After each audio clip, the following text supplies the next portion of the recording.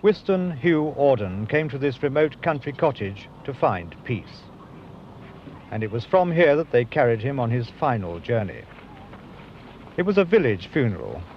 For half of every year, this was the centre of Auden's world.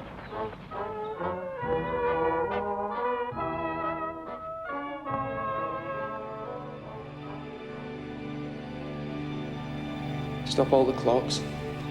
Cut off the telephone. Prevent the dog from barking with a juicy bone. Silence the pianos and with muffled drum, bring out the coffin. Let the mourners come. Let the aeroplanes circle moaning overhead, scribbling on the sky the message, he is dead. Put crepe bows round the white necks of the public doves. Let traffic policemen wear black cotton gloves. He was my north, my south, my east and west, my working week and my Sunday rest, my noon, my midnight, my talk, my song. I thought that love would last forever. I was wrong. The stars are not wanted now. Put out every one. Pack up the moon and dismantle the sun. Pour away the ocean and sweep up the wood. For nothing now can ever come to any good.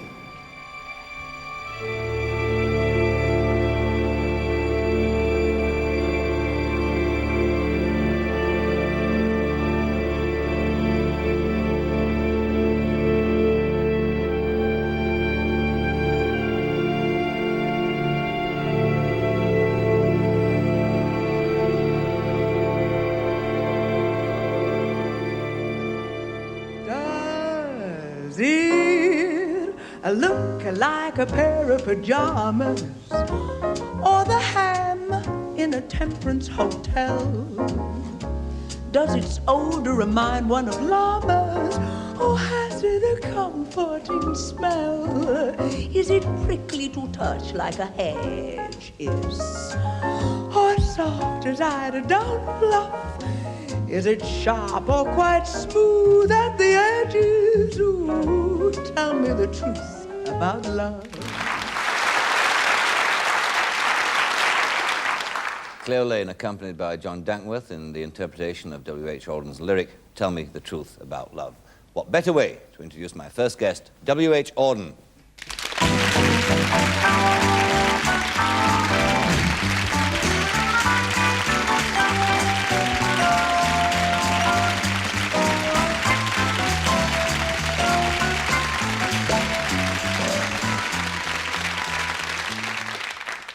I read also in the cuttings that you didn't want to, or you didn't ever contemplate writing your autobiography. No, I disapprove of writing. I mean, because a writer is a maker, not a man of action. That means that, of course, in a sense, everything he writes is a transmutation of his personal experiences.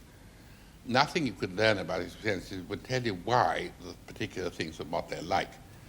I mean that in the case of a man of action, you may need to know things. So I think that an author's private life is concerned simply to himself and his family and his friends.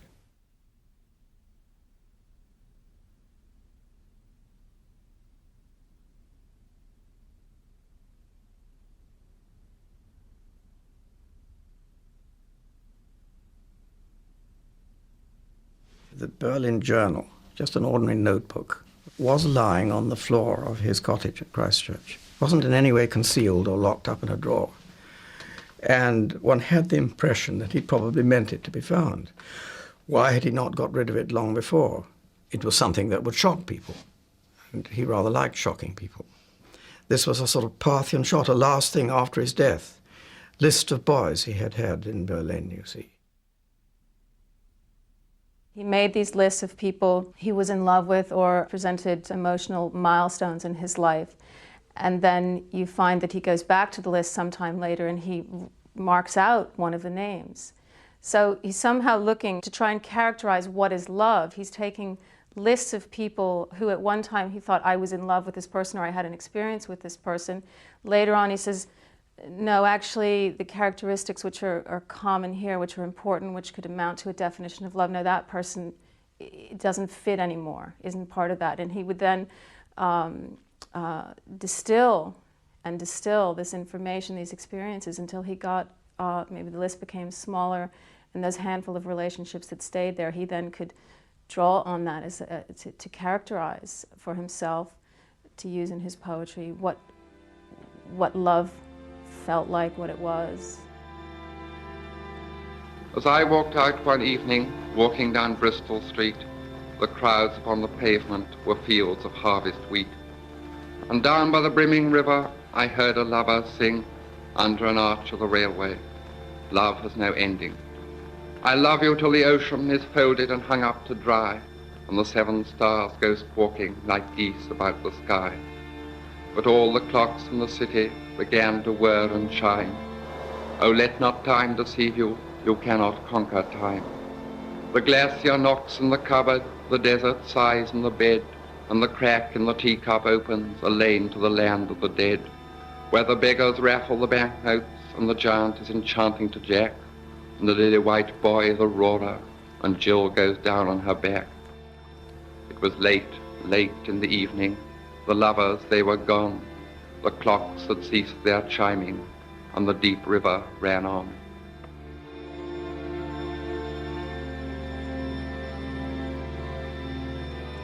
You probably use the word love in your poems more than any contemporary poet. Do you think it's possible to write a happy love poem? Most of the best ones are so extremely gloomy. Well, I think you can write happy ones if you, about love which is not too serious, you know. I think there are plenty of them, you know, sort of gather your rosebuds while you may fall la, that kind of thing you can do. Love is always a difficult subject because it's a subject in which probably we deceive ourselves more than in any other field. But you've got a terrific regard for truth in writing. It's almost the center of your writing. That's why one is a little suspicious of love poetry, because everybody knows that it's harder to be honest in that field than any other, possibly. He knew what love was, he knew all about it, and he never confused love and romance. He once, I remember, he told me he had a casual lover, and the lover said to him, "Oh, you're just not at all romantic, you know. I thought a poet would be romantic, and you're not romantic at all." Winston said, "My dear, if you want romance, a journalist." And it seems to me it tells you everything. It tells you about poetry and Winston and romance and love and all sorts of things. I think Auden thought himself that there's a hierarchy of kinds of love.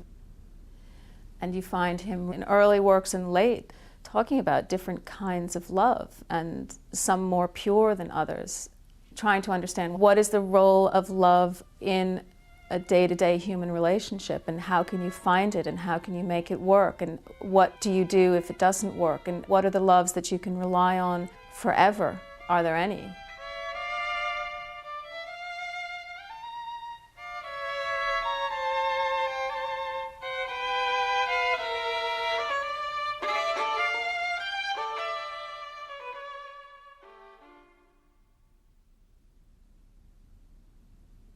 We imitate our loves.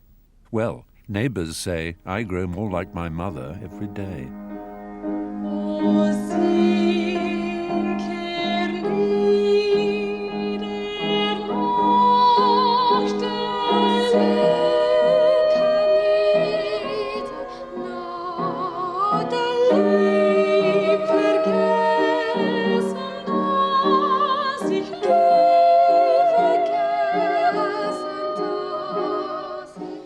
Auden's relationship with his mother was very close, intimate, intense. Auden did say that his mother taught him to sing the love potion scene from Tristan and Isolde when he was about 8. And evidently he sang Isolde and she sang Tristan. And I think there must have been an incredibly strong bond between them, and one which was in some ways maybe a huge burden to him as he did grow older and had to put it behind him.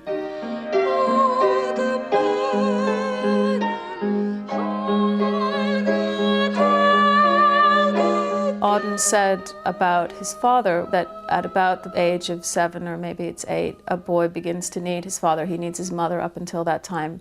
In his case, that was the age at which his father went off to war, joined the Royal Army Medical Corps. And Auden didn't see him again until after he was 12. So there was this very intense mother, as it were, on her own with the boys. He had an extraordinary thing too. I remember in his house, if one went to the loo, one was only allowed to use to tear off one piece of loo paper from the roll. To use more was wasteful. It was quite unnecessary, you know. Mother wouldn't have allowed you to do that. Half the time he would refer to himself as your mother. You know, your mother doesn't like that, and so on. So that in his relationships, his relationship to Chester was in a way partly maternal. And on the other hand, he looked for somebody to share his life with who was going to be a mother to him.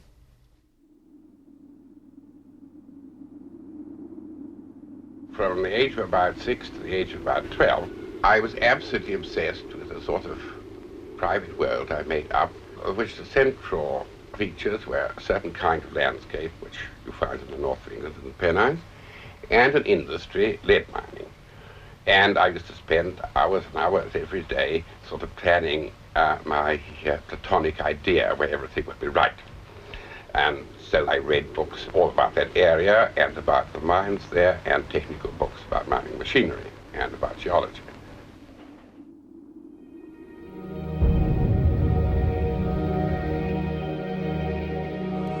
Perhaps I always knew what they were saying, even those earliest messengers who walked into my life from books where they were staying, those beautiful machines that never talked, but let the small boy worship them and learn all their long names whose hardness made him proud. Love was the word they never said aloud, as nothing that a picture can return. And later, when I hunted the good place, abandoned lead mines let themselves be caught, and all the landscape round them pointed to the calm with which they took complete desertion.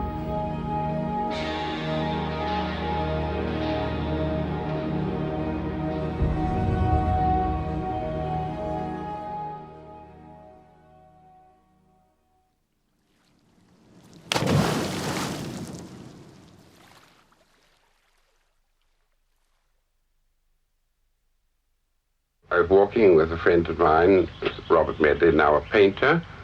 I don't remember how the conversation started, but at one point he asked me if I ever wrote poetry, and I said no. So the thought had never entered my mind. And he said, why don't you? And at that moment I knew that's what I was going to do. I can't really explain it. I can see looking back, because previously all my interests had been technical and machinery and mines and so on, that I always had a passionate interest in language.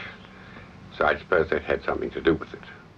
Robert Medley was one of Auden's first loves. He's on the list of emotional milestones, one of the loves who never got crossed off the list. And they were at school together. Medley was a good athlete, and Auden liked to go to the school swimming pool where he would watch the boys dive. Medley was very good at diving.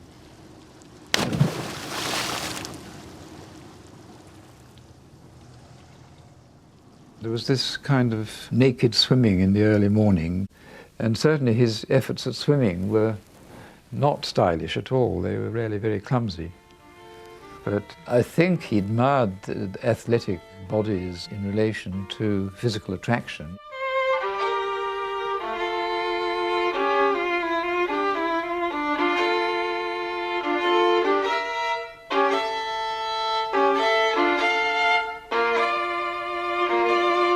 There was a poem which Auden wrote about the school swimming pool at Gresham's, which Mrs. Auden found on the floor in Auden's bedroom one weekend when Medley was staying at the Audens, and Auden had been reading his poems to Medley probably, and they just left them there.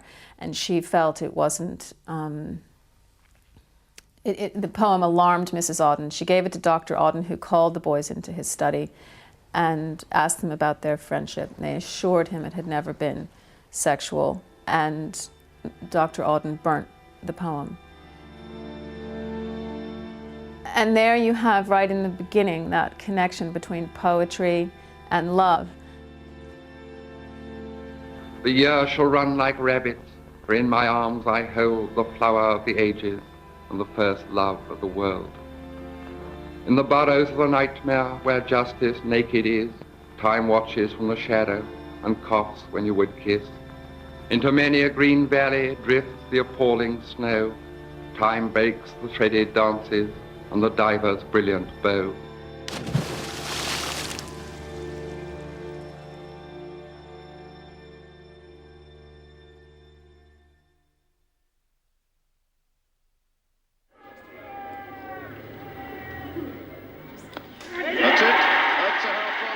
I'm not disgusted, but sincerely puzzled as to what the attraction is in heterosexual love, like watching a game of cricket for the first time.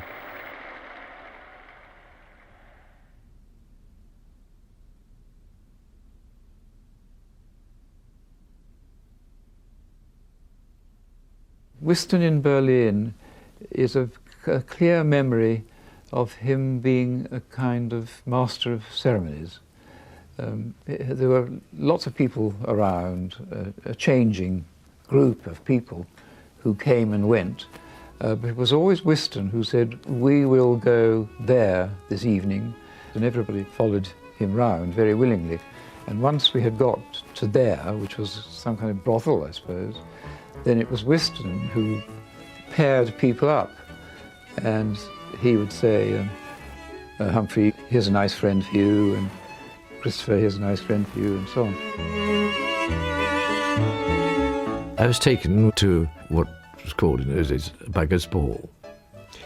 And I was just a wallflower outside. And every now and again the curtains would splash apart and I would see sort of gaiety going on.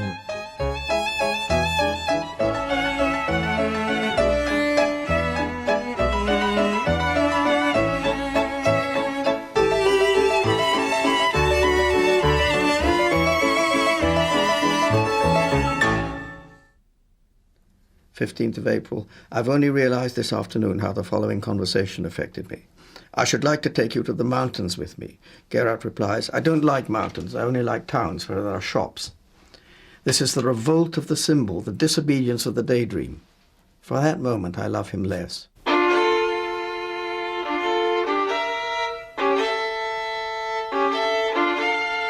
When someone begins to lose the glamour they had for us on our first meeting them, we tell ourselves that we have been deceived, that our fantasy cast a halo over them which they are unworthy to bear.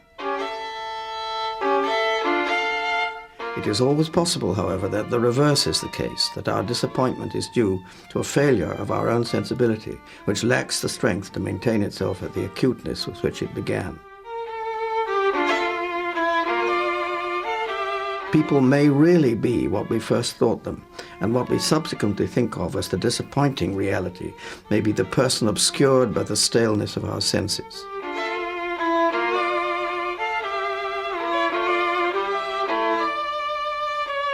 You see, he had this theory of love as a kind of visionary experience. He talked about the vision of Eros. I don't know whether he made up this phrase or whether he got it somewhere. The vision of Eros is, in my opinion, a religious vision. It is an indirect manifestation of the glory of the personal creator through a personal creature.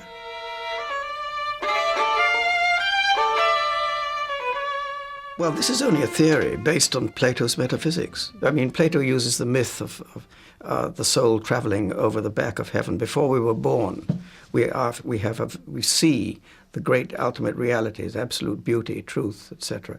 And when we are born into the world, we lose this vision. But there is this tendency in the soul to try to recover what has once been seen and once been understood. The soul has, as it were, wings which try to fly upwards to these higher realities. And love is one of the experiences that grants us some kind of inkling of this. There are no fortunes to be told, although because I love you more than I can say, if I could tell you, I would let you know. The winds must come from somewhere when they blow. There must be reasons why the leaves decay. Time will say nothing, but I told you so. Perhaps the roses really want to grow. The vision seriously intends to stay. If I could tell you, I would let you know.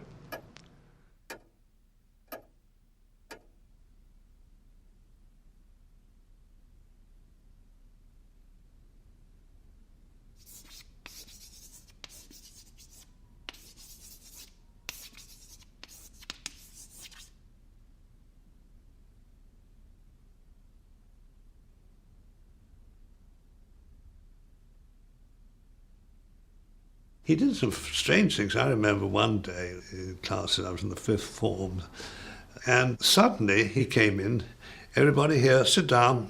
Now, we're going to talk about the stars. Just like that. And he walked up and down, without ceasing, he walked up and down the classroom, talking about the stars, with knowledge too. Not that we necessarily understood everything he said. And he thought this would be interesting.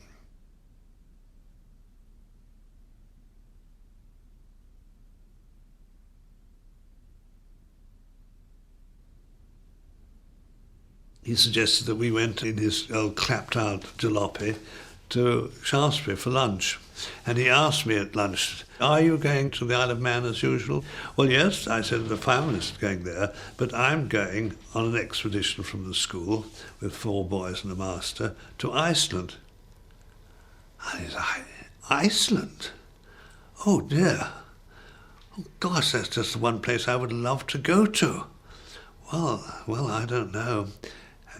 Can you tell your master that, you know, I am rather interested in the proposition, and left it at that. And what he did was, he went back to Faber's and got Faber's to agree to publish a book he would write, and probably with Louis MacNeice.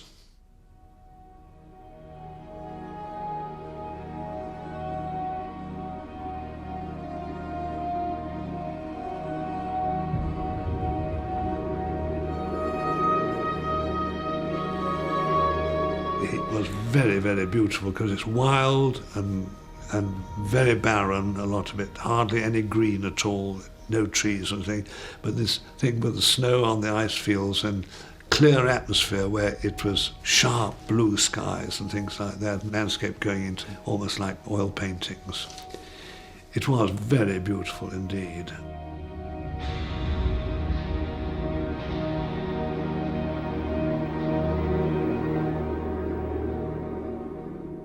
We had to have a whole lot of horses, or ponies rather, because that's how we got around.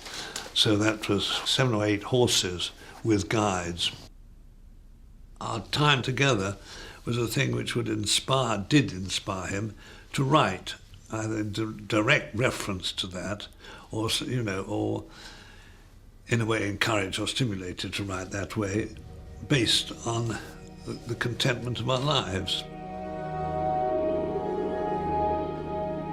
Lay your sleeping head, my love, human on my faithless arm. Time and fevers burn away individual beauty from thoughtful children, and the grave proves the child ephemeral. But in my arms till break of day, let the living creature lie, mortal, guilty, but to me the entirely beautiful. Soul and body have no bounds to lovers as they lie upon a tolerant, enchanted slope in their ordinary swoon. Grave the vision Venus sends of supernatural sympathy, universal love and hope, while an abstract insight wakes among the glaciers and the rocks, the hermit's carnal ecstasy.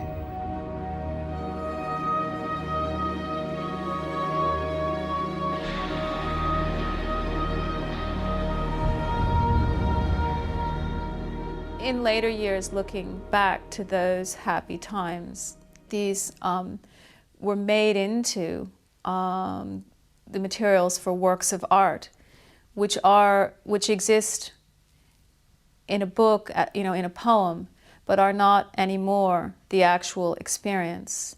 And so by returning again and again to what we might think of as the source of a creative impulse, an actual experience, the poem is far from that, something different, something other.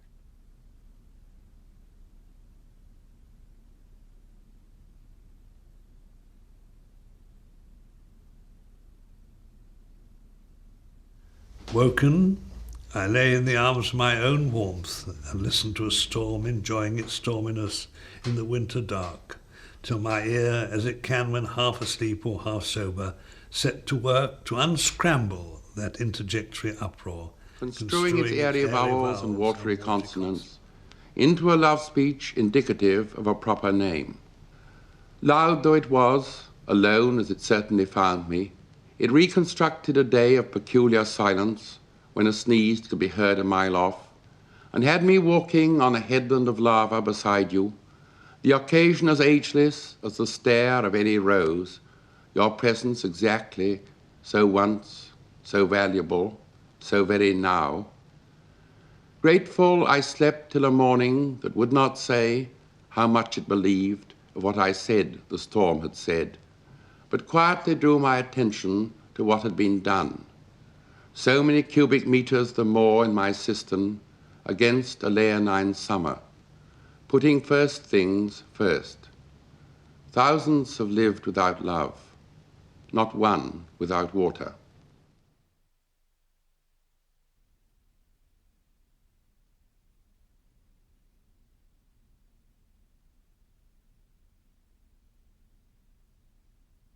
It is my prince who walks into my dreams and... Queers, to whom normal marriage and parenthood are forbidden, are fools if they do not look for tasks which require collaboration and the right person with whom to collaborate.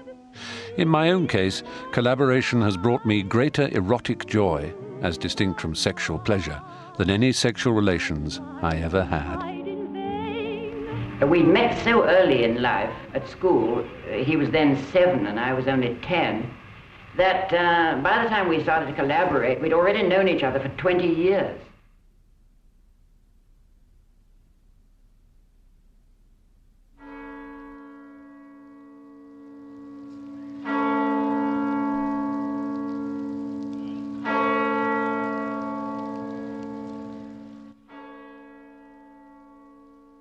Auden proposed that he would send Isherwood these poems he was writing. And Isherwood describes how, this thick envelope came just crammed full of stuff, some of it incredibly able technically. And this grew into a kind of an amazing friendship and literary correspondence. Auden sent Isherwood just about everything he wrote from 1925, for a number of years, a decade. Then maybe after that he sent less, but he continued sending things right to near the end of his life. Whiston always was full of talk about his current interest. And within minutes of arriving in the apartment, he would produce copies of the latest poems he was working on for Chris to read, and then Chris would hand them to me. Whiston would sit smoking with a cigarette in his hands and really scrutinizing Chris, really narrowing his eyes and watching him as he read. It was almost like a test.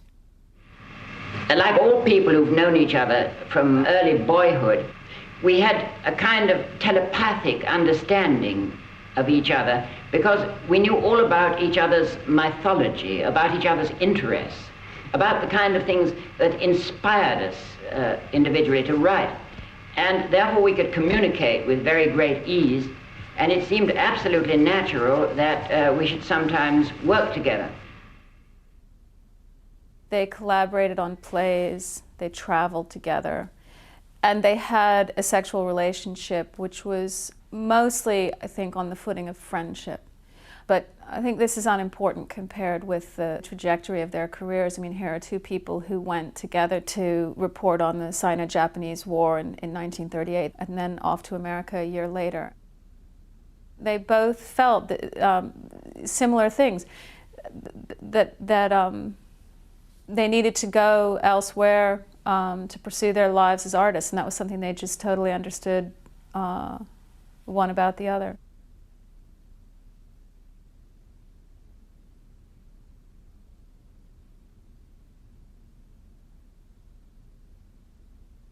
As the train pulled out, there was a nasty, sharp wrench, and then, as always when I am the traveler, a quick upsurge of guilty relief. Auden and I exchanged grins. Grins which took us back in an instant to the earliest days of our friendship. Suddenly, we were 12 and 9 years old. "Well," I said, "we're off again." "Goody," said Auden.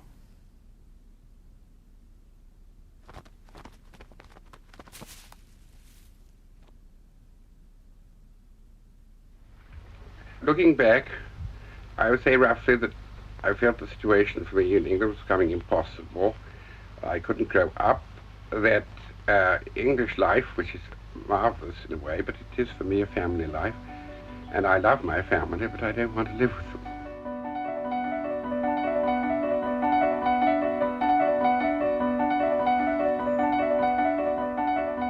Whiston and I call the skyscrapers the fallen angels. You imagine them crashing down out of the sky, white hot as meteors, to bury themselves deep in the Manhattan bedrock and slowly cool through the ages. But the fallen angels are still angels. Whiston himself is going through a curious phase. He's as energetic as I'm idle. He takes Benzedrine regularly, in small doses, followed by Seconal at night. He says that the chemical life solves all his problems. He writes a great deal, poems and articles and reviews, makes speeches, goes to tea parties and dinners, is quite brilliantly talkative.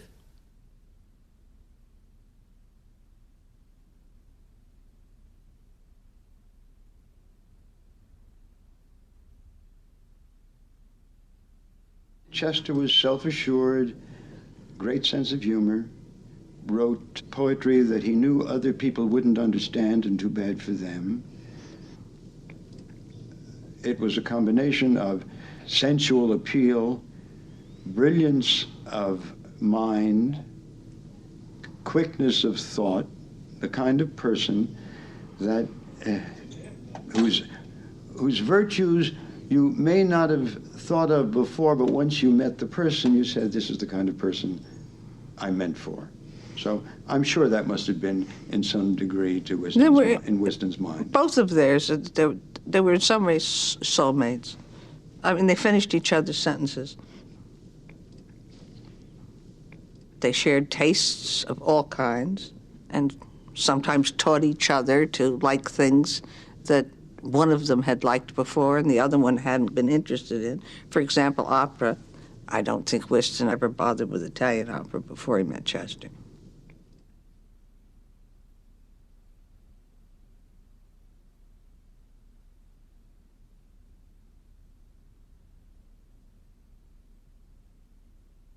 But how did the actual collaboration go on? 6 lines written by you and then 6 by Whiston and so on? Well, as it works out, there are 9 scenes in the opera, 3 scenes in each act.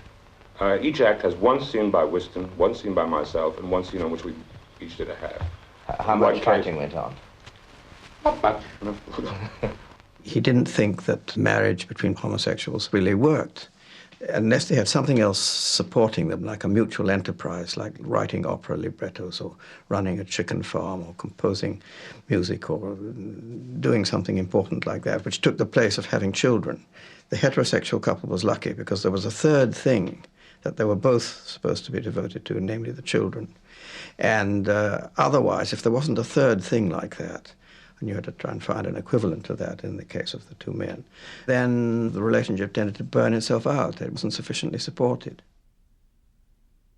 I suppose Chester must have been pretty fond of Whiston to have stayed with him all that time. I mean, they did live together for about 35 years. And Whiston must have been very tiresome at times. Whiston was somebody who had to order everything in his life, except his living space and his clothes, and possibly cooking. But for instance, he used to say about their ménage, I do the drinks, Chester does the food, and so on. He had to pay bills the day that they arrived. He was a stickler for punctuality.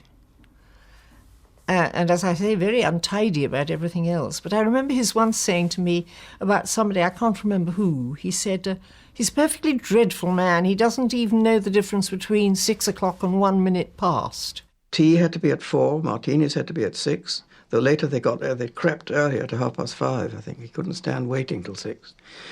And dinner at 7.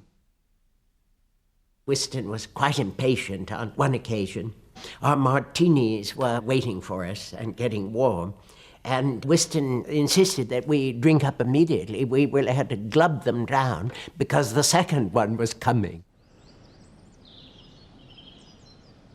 Not being able to keep things under control and not being able to keep things clean and so on, that was all an aspect of the way he was committed to doing other things, to thinking about other things, to being a creative writer. I don't see quite how you're supposed to be a prolific creative writer and keep all the details of a house or a flat, ship-shape and Bristol fashion. He knew that he was made to write poetry. He discovered this very early, and his obligation to the Lord was to stay with his talent, and he insisted on doing that all his life. And of course, Chester didn't do that.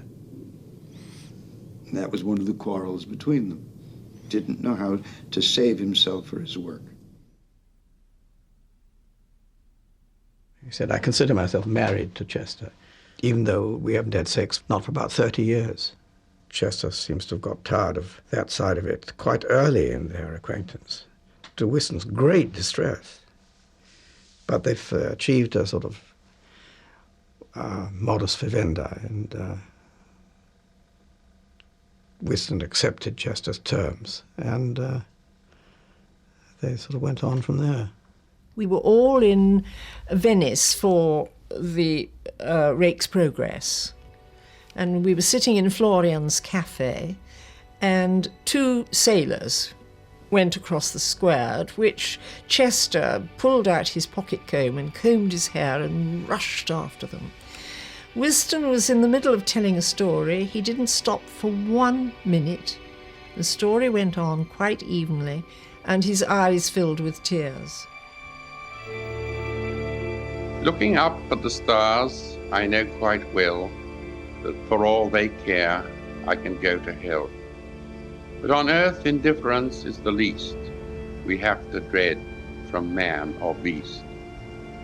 How should we like it where stars to burn with a passion for us we could not return?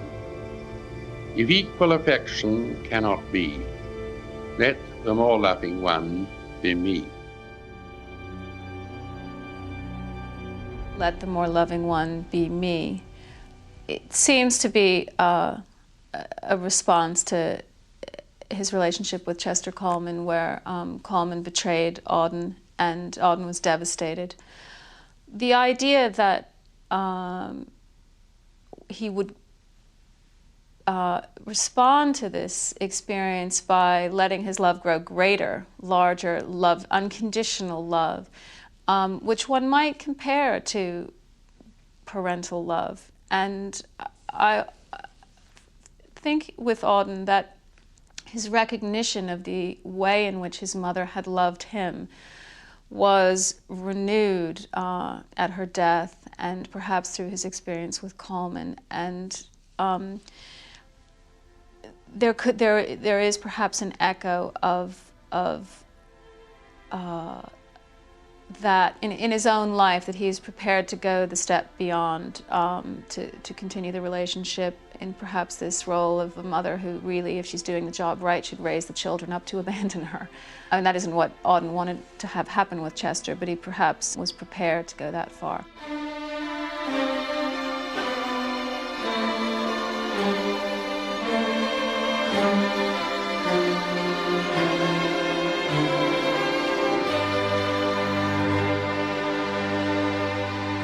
It was a beautiful night, and we were both high and quite happy. And Whiston said to me, "You know, my dear," he said, "I think we might get married." I said, "Oh," he said, "it'd be lovely. We could have a son, and we could name him Chester."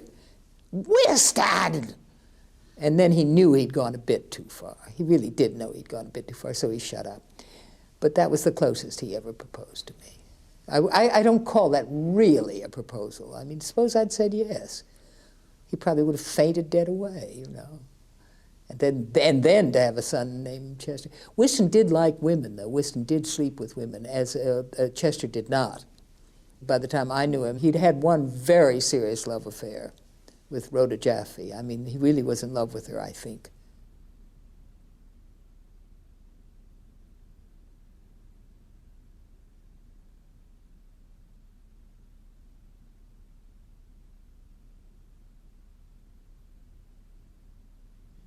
She looked a little like Chester, the same sort of coloring, the eyes, the fullness of the face.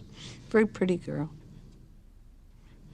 When they were all younger, still probably students, there was a game of charades. There were two teams, very evenly matched, and Chester said, "We've got to win this time." So they got together and they thought of the most difficult thing they could think of, and they came in and they acted it out. They no sooner finished than Rhoda said, "Well, that's the critique of pure reason." And Chester said, "How did you know that?" And she said, "Well, what else could it be?" Those moments when he thought he might marry seemed to be moments of a kind of optimism about, well, maybe I could live this way. And I think the love relationship with Rhoda seems to have been perfectly genuine and fleshly and cozy. Dearest Rhoda, I'm really furious with Chester's father, who remarked that it was all very well for me to call myself a Christian, but then why didn't I marry you? Miss God appears to have decided that I am to be a writer, but have no other fun and no talent for making others as happy as I would like them to be. Lots of love, darling. You are so good, and I am a neurotic, middle-aged butterball. I think his considered opinion or attitude about it was that for him, it wasn't the right way to live or to love. And, he had this sense of his vocation as something which he could not escape. I'm perhaps more aware than I was that this is what I have to do. So I think I always thought that. But it's very important that one should not overestimate the importance of art. One must remember that though one may devote one's life to writing works of art is rather small beer. And the serious things, obviously, in life are first of all, earning one's living so one isn't a parasite on other people. And secondly, loving one's neighbors oneself. Those are the serious things.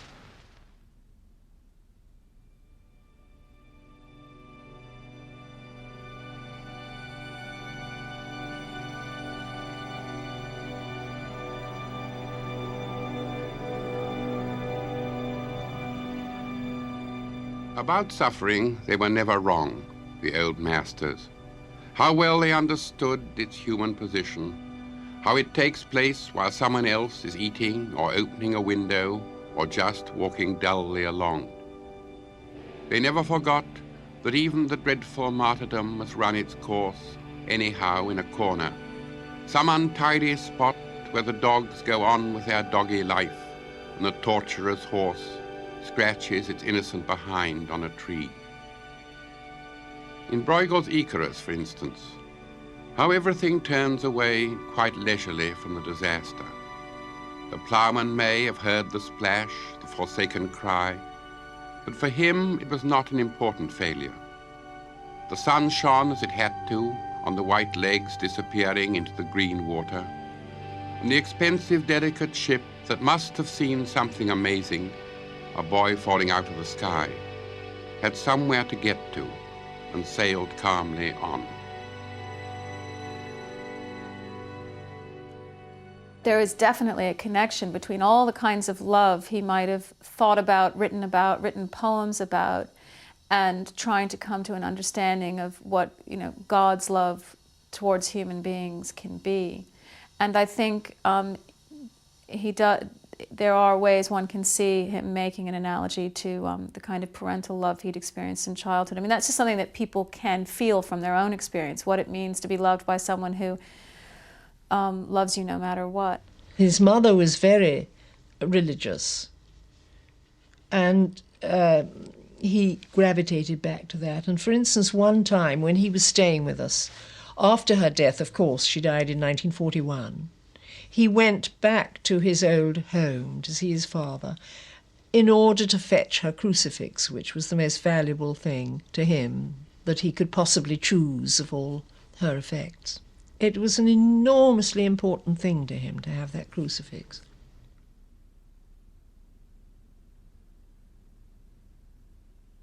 He really did believe, he felt that God existed and that existence was a blessing and that the creation was an act of mercy and that God was good.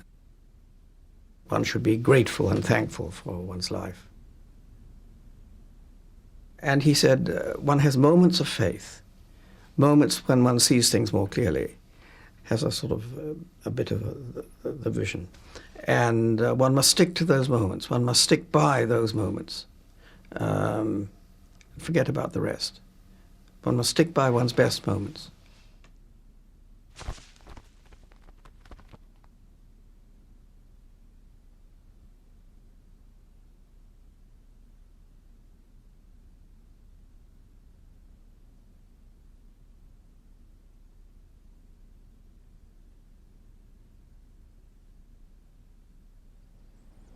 Whiston, who had had a home, longed to go back to one. Chester, who'd never had one, longed to have one.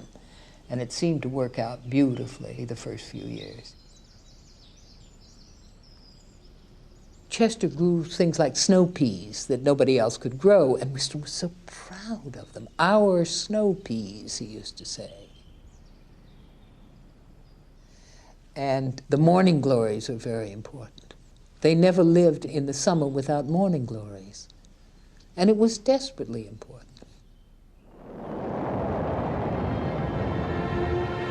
It's natural the boys should whoop it up for so huge a phallic triumph, an adventure that would never have occurred to women to think worthwhile, made possible only because we like huddling in gangs and knowing the exact time.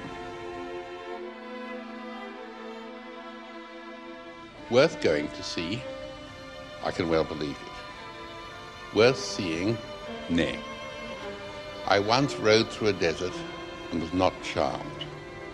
Give me a watered, lively garden, remote from blatherers about the new, the von Browns and their ilk, where on August mornings I can count the morning glories, where to die has a meaning and no engine can shift my perspective.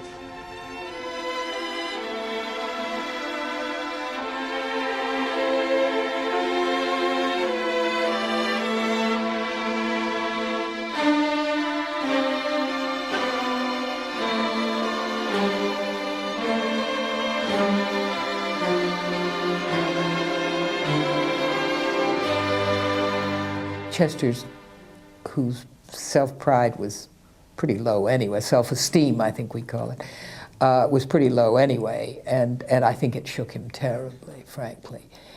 And I think he had to make some sort of shocking move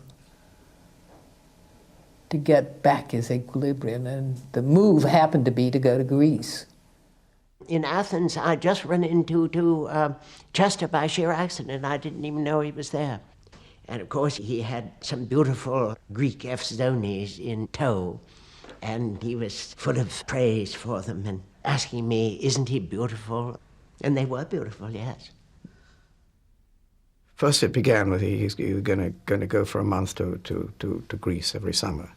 And then it got to him saying he was not going to come back to New York for the winter. He was going to winter in Athens as well. That's when he'd taken up with Yannis Boras. I think it was a quite serious boyfriend that he had in 63, was it 65? And this was shattering for Whiston, because he had to live alone during the winter and a large part of the summer. This was a serious problem. Once I remember he was staying with us in this house, and he was talking about Chester, and Chester had been away for a long time, and suddenly Whiston burst into tears. And it was just from missing Chester. When he was left alone in that dreary flat in Lower East Side, he increasingly couldn't stand it. He used to think, well, what will happen if I fall down the stairs and break my leg? No one will know, no one will find me for days.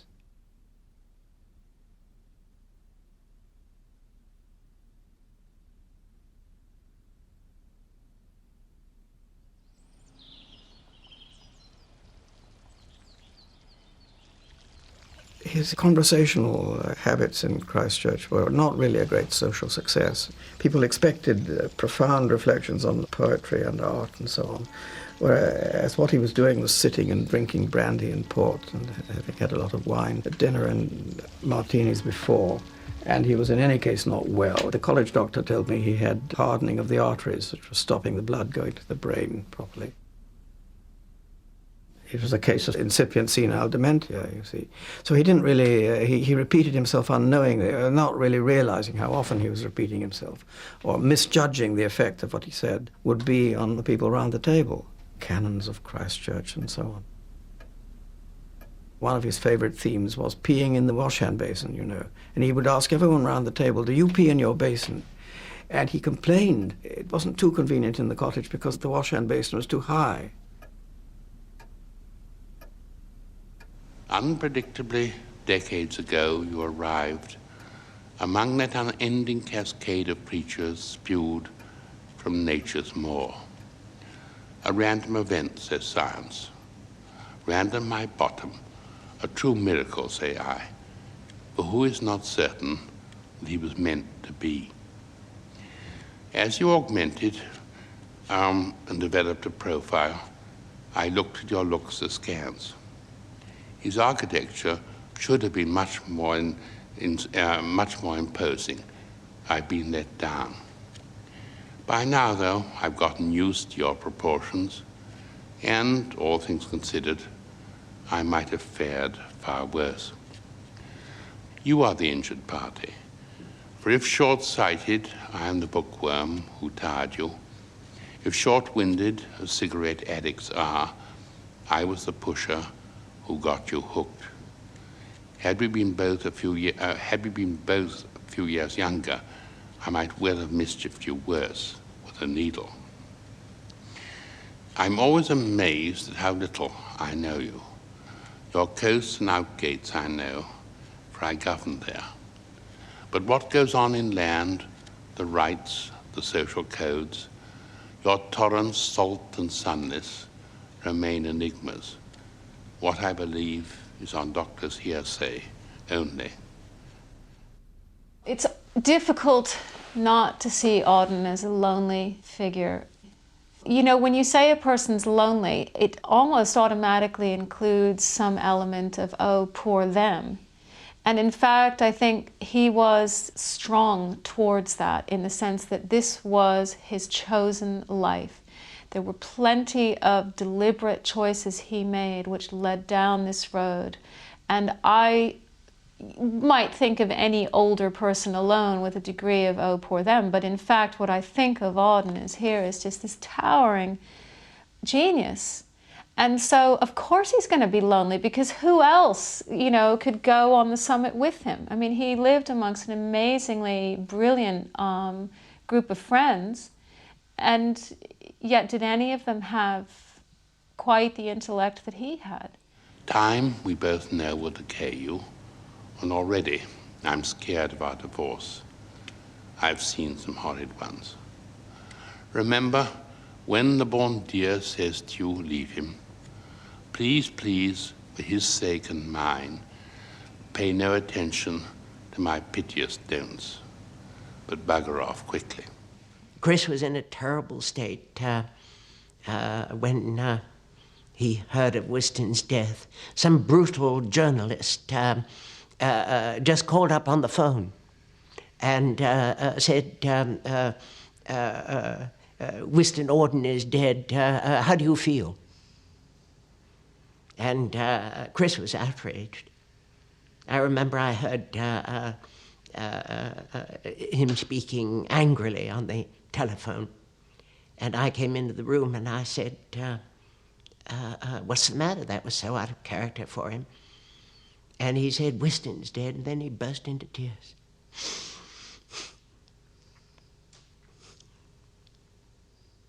He died with a half-finished bottle of vodka on one side and a half-finished bottle of sleeping pills on the other side. And he died suddenly in a pensione, and naturally they thought it was suicide. It wasn't suicide at all. He always went to bed that way. That's how he slept. That's how he went to bed. And Whiston had a bad heart anyway. But at any rate, we were trying to get the body back from these bureaucrats who had no intention of giving it up for a funeral. And all of a sudden, Chester just absolutely dissolved into tears. He said, life without Whiston, unmanageable, unimaginable, and cried and cried and cried. And then I never saw him cry again. He disappeared in the dead of winter. The brooks were frozen, the airports almost deserted, and snow disfigured the public statues. The mercury sank in the mouth of the dying day. Oh, all the instruments agree, the day of his death was a dark, cold day. Far from his illness, the wolves ran on through the evergreen forests. The peasant river was untempted by the fashionable quays. By mourning tongues, the death of the poet was kept from his poems. But for him, it was his last afternoon as himself, an afternoon of nurses and rumors. The provinces of his body revolted, the squares of his mind were empty, silence invaded the suburbs, the current of his feeling failed. He became his admirers.